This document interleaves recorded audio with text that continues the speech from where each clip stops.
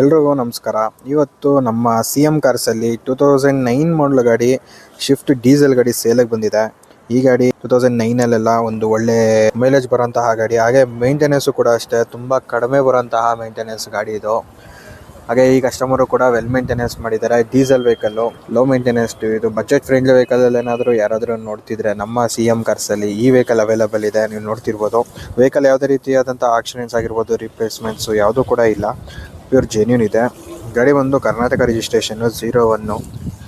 ಗಾಡಿ ಒಂದು VDI diesel vehicle, 3rd owner ಆಗಿದೆ. ನಿಮಗೆ ಪ್ರೈಸು ಕೂಡ ಒಂದು ರೀಸನಬಲ್ ಸಿಗುತ್ತೆ. Customer of the market mag wheel ಹಾಕ್ಸಿದ್ದಾರೆ.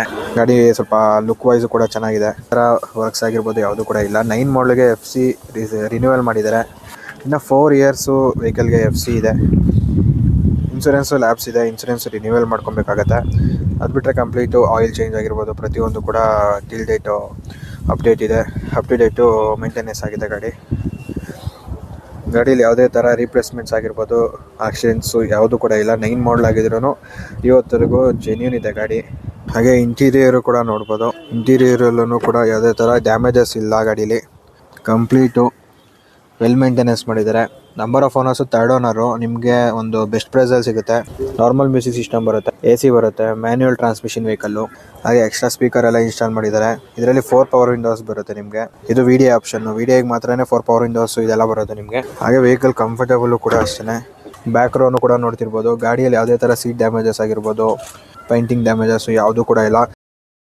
Kilometre ನೋಡ್ತಿರ್ಬೋದು, 90,000 ಕಿಲೋಮೀಟರ್ ಓಡಿದೆ.